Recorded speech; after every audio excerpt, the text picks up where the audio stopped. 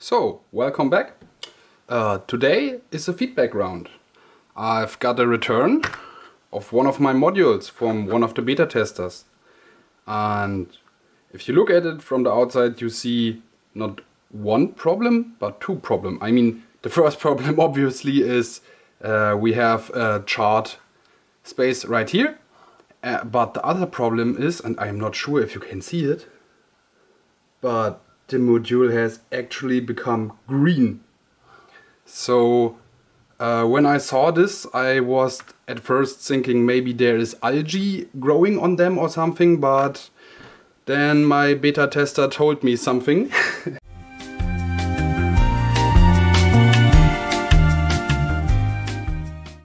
And he told me, well, he wanted it to look a little bit nicer, and then he gave me this and said he half a week ago he put a little bit of this into the water cycle, and yeah, not a half week, I think a 1.5 week he said. And this stuff, I'm not even sure what this is for about. I would assume something like water cooling for PCs or something, but it doesn't say anywhere on here. Maybe I can zoom in and show you what it's actually saying. Then I'll tell you what's on here. Shake well before use. Only suitable for modding purposes. Do not use for more than 1 week. Yes. Not sure why you're not supposed to... Oh, yeah, this is because you're not supposed to use this more than 1 week, because it starts to flock out and crystallize. And that's not something this system here was developed to easily shake off. I would like to have performed some tests with this type of fluid first before declaring it would be possible to run your system with something like it. But hey, I guess my beta tester was a little experiment happy, and I think that's okay. We're all here to do experiments. And now we know, don't put UV paint stuff into your water cooling cycle. But let's actually try to find what went wrong with this module. So for that I'm gonna go into a time lapse and disassemble this quite quick. Oh my god. Yeah, this is what I was talking about with the crystallizing. I hope I can get this into focus. So, never try to get this into focus. Yeah. I mean, just look at this. There are clumps of crystallized material on there, and they even... I think that's the problem what happened here. The crystals started to build up, and then they started to grow and lift the rubber ceiling on one side, just a tiny bit, and then managed to get a leak. Yeah, I assume that's kind of what happened. We can disassemble this here even more. We can take out the O-ring. Oh yeah, you can see. This is exactly... Now come, give me some focus. Do you see this little bit here? Not sure how good you can see it on the camera, but you can actually see from the side that it has the rubber has a little dent in there where the crystal was growing. So maybe it's just my design that the ceiling wasn't so good and little crystal could pry it open. But actually, yeah, well, I wasn't expecting this module to have the capability to handle growing crystals. Oh, look at this from the other side. Total destruction. Yeah, here can we see the fluid then flowed to the underside and made a short between one of the terminals and the side edge of the COP LEDs itself. Yeah, and then the breaker came. I guess that's a good thing. At least when those things start to go wrong, they at least seem to trip the breaker. let's look at the lower side of the shell a little bit. Here we can again see some charring, but when I test this,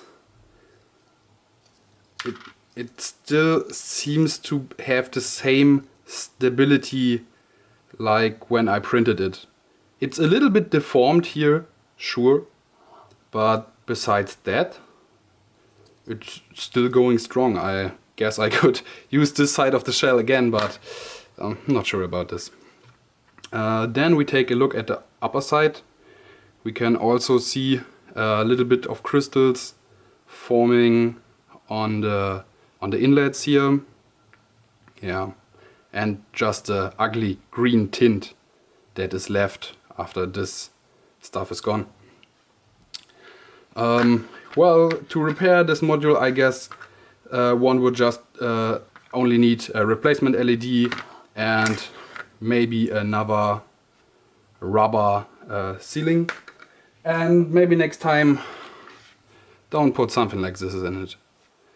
But to make sure, if there's more than one fold here, I want to try something out, because give me a second, I have to gather something. Here we have two glasses, one with cold tap water, and then here we have a highly scientific instrument called a fucking normal multimeter with some highly engineered probing circuit to see if the water is less or more conductive than the fluid. So I will now pour something of this. I'm not sure how it's looking on camera, but in reality this stuff, it's so green it looks really weird, because it's just so, well, it's the greenest green I have ever seen. So let's see. I will place the multimeter where the observer can see it. I guess, no, maybe like this, so you can actually see it without the reflection. Not as easy.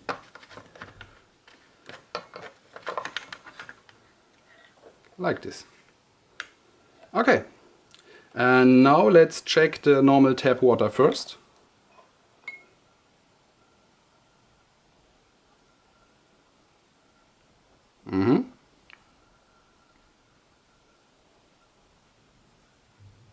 That was a jump. And now we're about 30 kilo ohms. Let's shake this off. And now let's try the other side. Oh, that's weird. It's actually less conductive than the normal water. Weird. I wouldn't have expected this, but who cares? I have no idea what's inside here. I mean, there's not much standing on the bottle itself. But now let me try what's happened when we pour a little bit from this into the other side.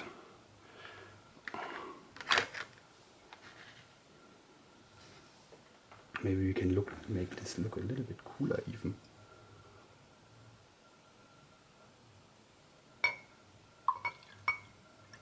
Oh, that looked so good from the side. I should have used another camera angle.